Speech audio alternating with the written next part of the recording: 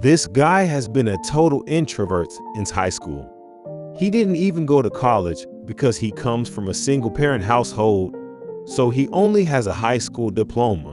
Nowadays, isn't it a bit tough to make it with just a high school diploma?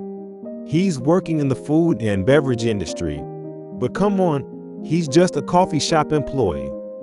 Why is he trying to act all high and mighty? At a matchmaking party where I was called for a supporting role, there was a classmate who always looked down on me. I sighed, thinking, here we go again. However, one of the employees knew about me, and once my true identity was revealed, the beautiful models at the mixer all flocked to me. I am Robbie. After graduating from high school, I started working at a traditional coffee shop in the neighborhood, and I have been working there ever since. At that time, my mother advised me to pursue higher education, but I made excuses, saying that I had something I wanted to do. We were a single-parent household and financially tight, so I knew that pursuing further education would be challenging.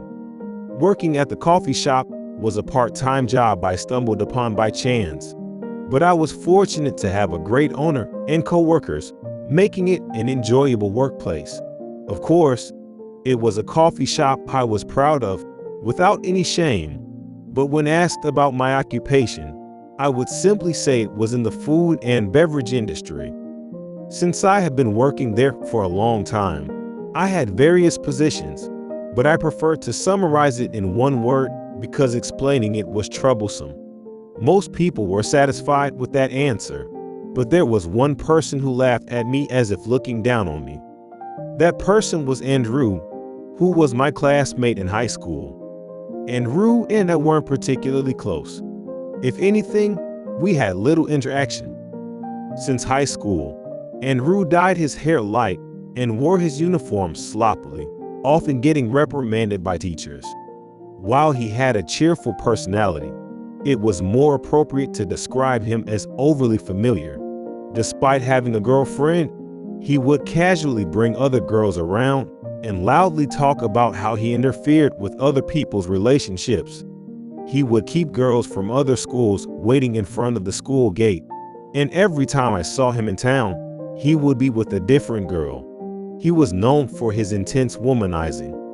We were in the same class once, but I think we only had a conversation 2 or 3 times at most. So I had no reason to know his contact information. However, one day, I ran into Andrew by chance at a trendy izakaya. Oh, wait, are you Robbie? At that moment, I was extremely surprised, thinking that a stranger suddenly called out to me. The man who approached me was decked out in branded clothing. Even someone like me, who knows little about fashion, could tell. His well-built body was tan to a wheat color. At first, I didn't know who he was, and I stammered.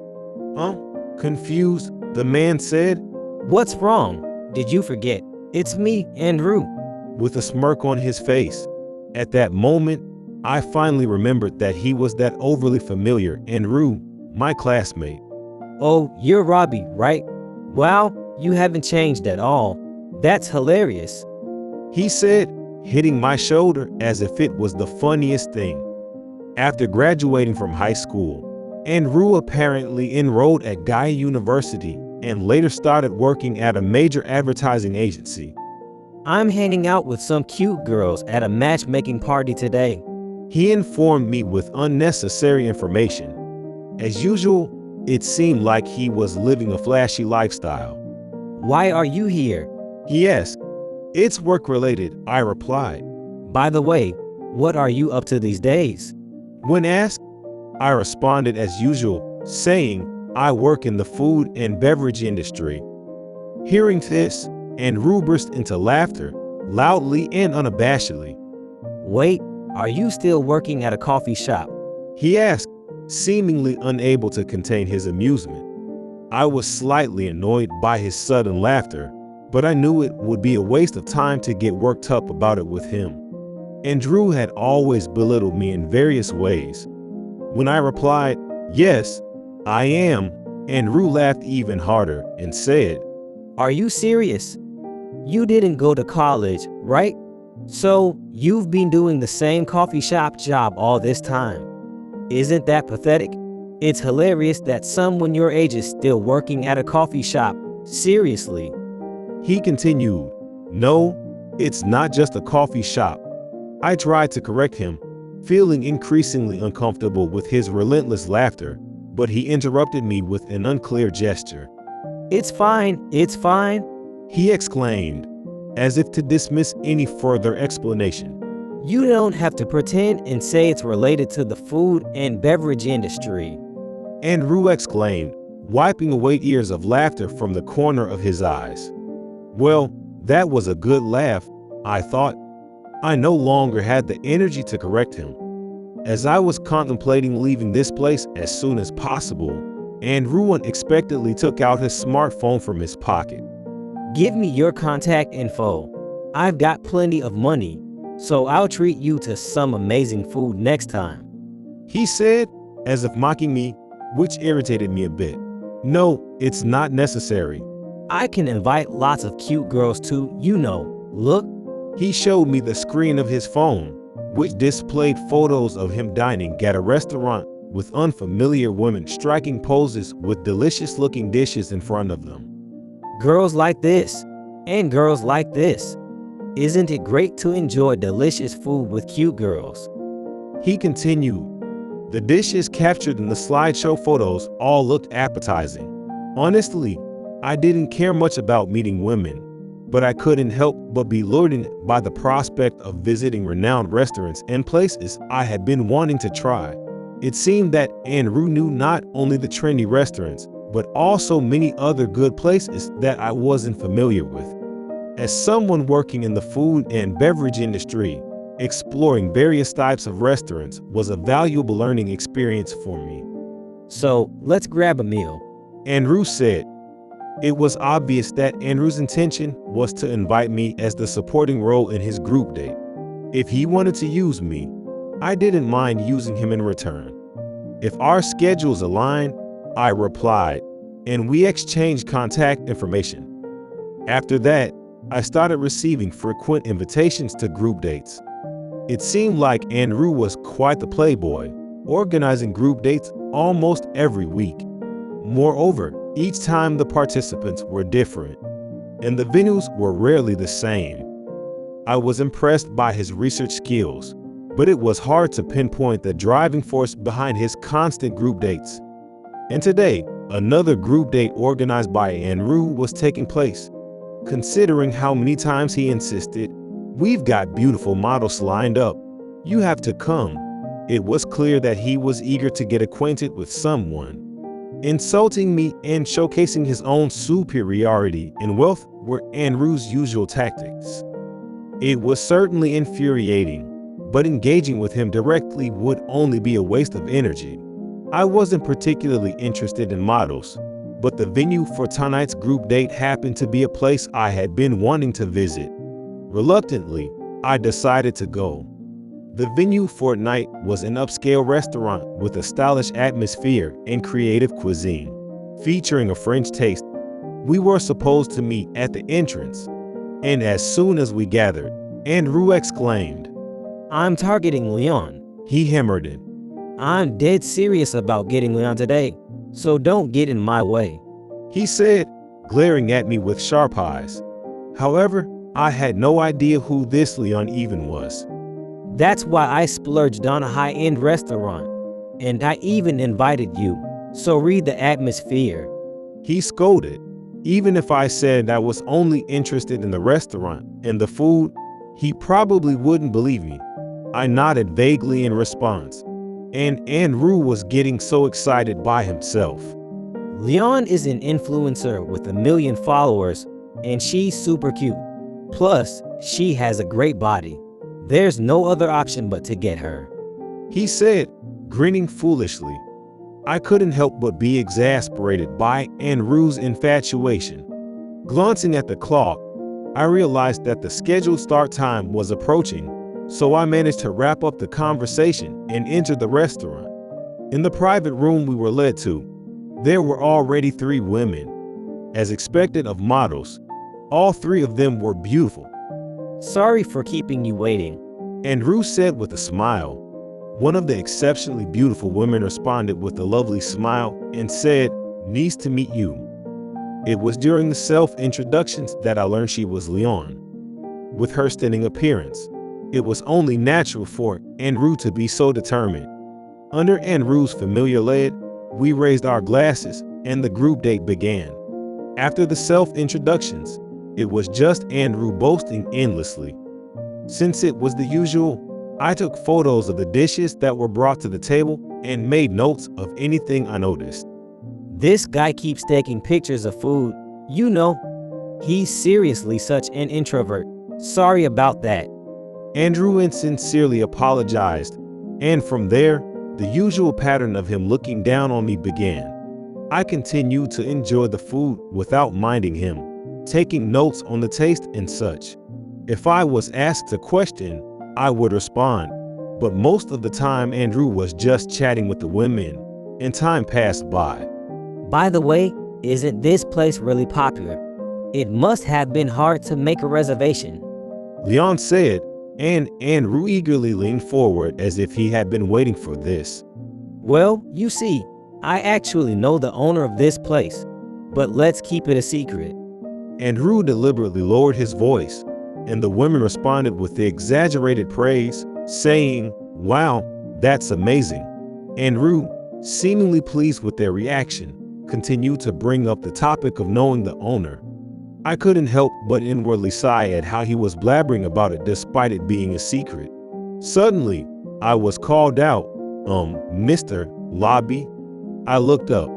Leon had somehow moved over and was now sitting in front of me. Have we met somewhere before? Huh?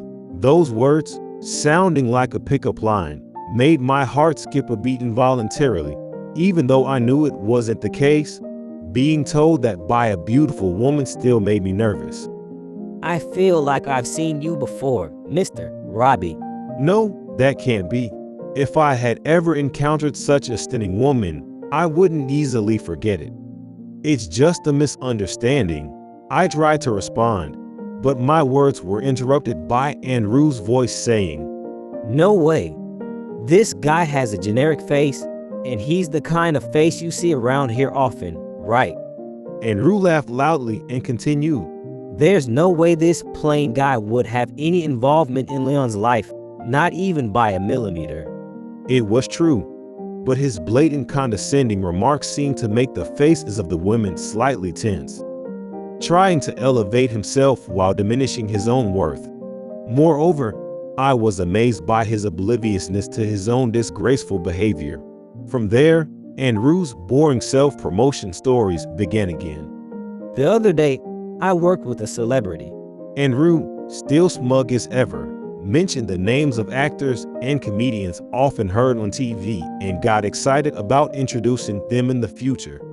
Since it had nothing to do with me, I took photos of the newly served dishes and made notes of my impressions. But once again, Lon approached me. Do you have any social media accounts, Mr. Robbie? No, not really. I tilted my head in response to the unrelated topic, and she seemed to understand that I didn't get it. I thought maybe you were taking so many pictures to upload them online. With her explanation, I finally understood. Oh, well, I work in the food and beverage industry. As soon as I answered, I noticed Andrew's malicious grin. Why are you pretending to be something you're not? Even if you work in the food and beverage industry, you're just a coffee shop employee. Andrew's words made the women, who had been enjoying themselves until then, widen their eyes in surprise and look at me. Their expression seemed to say, "I can't believe it, is he lying?" This guy has been a total introvert since high school.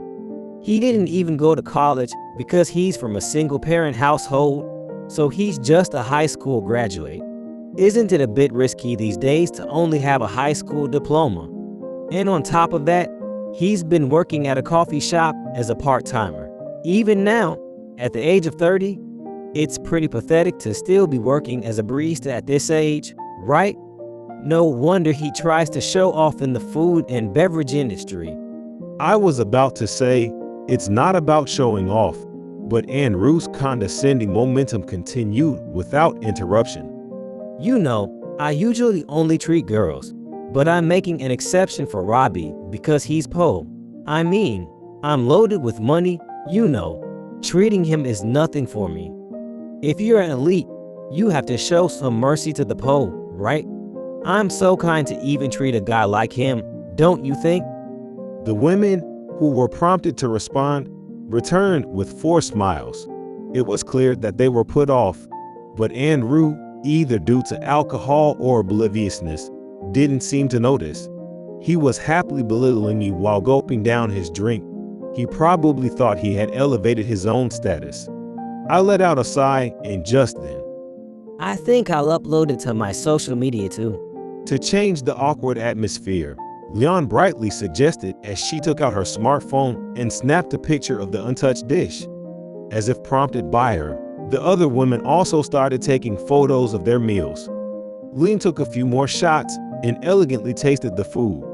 With a smile on her face, she exclaimed, Delicious, but maybe it needs a bit more color. She mumbled those words like a soliloquy, and I couldn't help but react. What do you mean? Even though I had eagerly asked the question, Lean responded with a warm smile. Currently, dishes that look good in photos are more popular. Of course, taste is important too, but a visually appealing presentation catches people's attention. So having some greenery around here would make it even better. Saying that, Lean pointed at a part of the plate. I see, indeed, appearance is important. I had thought that I had been somewhat particular about it, but I hadn't considered the idea of making it visually appealing for photographs. After all, even just changing the side dishes or sauces can make a huge difference in appearance, don't you think? Right, side dishes. It might be worth paying attention to the plates as well. Leon continued to give me detailed advice that I wouldn't have noticed on my own. As I diligently took notes, it seemed that Andrew found our conversation interesting and roughly placed his glass on the table. Can't you read the room? Just because you work as a coffee shop part-timer, you think you're a chef now? Colors and presentation aren't necessary for coffee. Tension spread through the room in an instant as Andrew, clearly frustrated, glared at me. You make the food taste worse just by being here. Leave already. Although I had always taken photos of the food and made notes without any complaints, I had never been belittled like this before. Andrew stared me down with a piercing gaze, sighing in annoyance. Just leave. You don't understand how you ruin the atmosphere. Swallowing the words that told him he was the one ruining the atmosphere, I replied, But we're not done with the course, are we?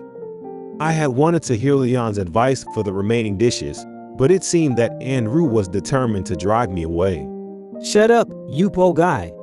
This place isn't meant for bottom feeders like you. It's out of your league. So get out of here. Your presence ruins the food, too. With a dismissive wave of his hand, the atmosphere became even more stifling. There was no point in me staying any longer if my presence only made things worse. Although it was a missed opportunity to receive valuable advice, I resolved to come alone another time and stood up, gathering my belongings. The po guy, why don't you go home and make some coffee? With Andrew's mocking laughter echoing behind me, I tried to open the door, but just then, the timing was perfect as a dish was brought over. A male staff member, holding a tray in one hand, looked at me and said, Chairman, are you leaving? Yeah, I replied, but before I could answer further, Andrew's idiotic voice rang through the silent room. Chairman, what? Did I mishear? I must be drunk. Laughing loudly, Andrew turned to the employee and said, Hey, buddy, it must be a case of mistaken identity. This guy is just a coffee shop part-timer. The employee, perplexed by my presence, looked at me with a puzzled expression and said, I'm sorry, but you're Chairman Robbie from Core International, right? I nodded and said yes. Upon hearing this, Andrew exclaimed loudly, What? The employee then respectfully asked, "When you leave, the owner would like to greet you. Could you wait for a moment?" I nodded again in response. The moment I became known as the chairman was thanks to a certain encounter. It happened after several years of working as a part-timer at the coffee shop. One day, a foreigner came to the shop. His name was William, and he seemed deeply moved by our coffee, repeatedly saying, "Delicious." Then he approached me and said, if we took this flavor to America, it would definitely sell. Would you like to join me? The shop owner, who was already over 60 and couldn't possibly handle it, declined. However, William was determined to enter the American market with this flavor and started visiting our shop every day. While the battles between William and the shop owner reached a stalemate, William's enthusiasm was tremendous, and he showed no signs of giving up. Gradually, I became a regular customer and started conversing with him in simple English. Looking back, I think my English was so poor that it was barely tolerable. Still, William didn't laugh or dismiss me. He earnestly engaged in conversation with me, using broken Indonesian and gestures. As I spoke with him, my dreams began to expand, and for the first time, I felt a desire to pursue something. Until then, I had no aspirations, resigned to the belief that my life was just mediocre, leading in a remarkable daily routine. Wanting to change such a life, I pleaded with the shop owner to entrust me with the American expansion. At first, I was told to give up, but after countless requests, I finally received a nod of approval. That's when my busy days began. First, I trained to ensure that the coffee flavor could be perfectly reproduced even in other countries. I dedicated the rest of my time to studying English. I lived frugally to save up for the capital needed to open a store, and I made several trips to the United States for preliminary visits. It took several years from the moment I made up my mind, but eventually, I managed to open the long-awaited first store in America. There were various challenges along the way, but through trial and error, we steadily increased sales and became a popular restaurant with a full house every day. Thanks to that, we were featured in famous magazines and online platforms, and we even received interviews in Japan. Do you manage Cur International, the popular coffee shop in America? Leon asked, as if recalling something. Yes, that's correct. You seem to know it well, I replied. I've been to the Hawaii branch. They had a picture there, and I remember being surprised when I saw that the owner was Indonesian. So, I recognized you. Leon smiled warmly. It must have been a forced commemorative photo taken when I reluctantly went on a site visit. I'm not good with photos, so I declined, but they insisted, and I reluctantly took one. I never expected it to be displayed in their stores, and I feel my face heating up from embarrassment. In that case, is Today's restaurant also owned by Mr. Robbie? Yes. Well, I hesitated. After successfully establishing a coffee shop in the United States, I returned to Indonesia. Not only did I continue with coffee shops, but I also expanded to bars and restaurants. The restaurant I visited today was a creative establishment targeting the upscale market. I came here to experience not only the taste of the dishes, but also the atmosphere and level of service. Well, that plan was disrupted by Andrew chasing me out. As I pondered over these thoughts, the owner of the restaurant appeared from inside. He was a tall, handsome foreigner with a radiant platinum brand. He was a talented individual introduced to me by William, who had worked together in the coffee shop. He mostly manages the upscale restaurant that I conceptualized. Since I was told that my Indonesian language skills weren't yet perfect, we always conserved in English. Then, I heard a voice from behind saying, "Wow, they're speaking English. Amazing." After exchanging trivial updates and light greetings, the owner asked, "Are you leaving already?" I had already been chased out by Andrew, and knowing that the owner was busy, it would be rude to detain him. I replied, "That's the plan," and immediately a voice exclaimed from behind, "What? Robinson, let's talk more." Yes, that's right.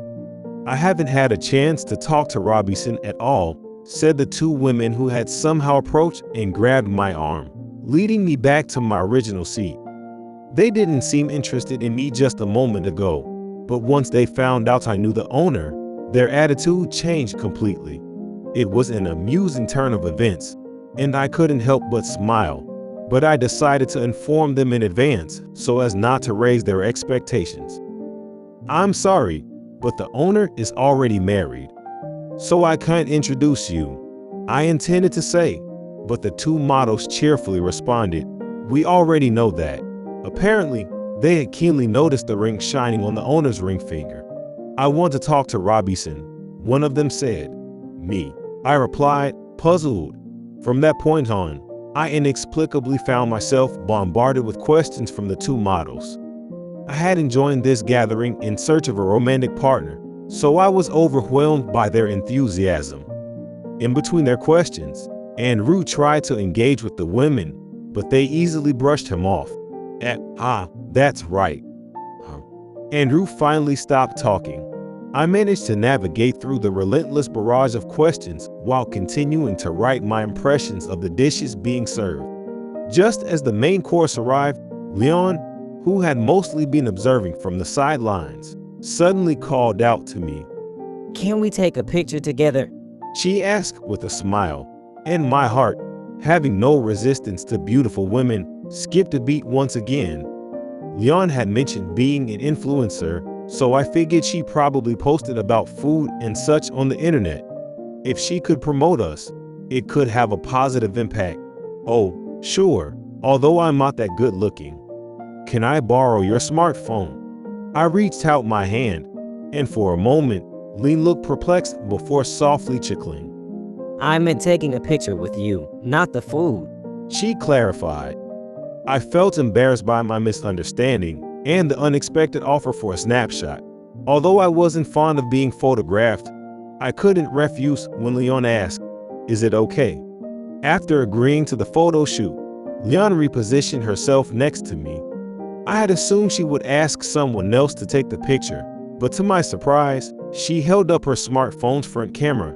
To capture both the food and the person in the same shot, she had to get quite close.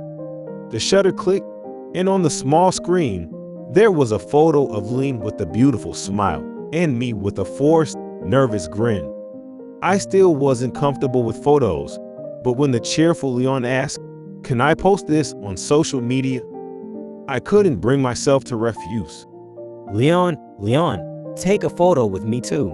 Andrew pushed me aside and forcefully barged in from the side.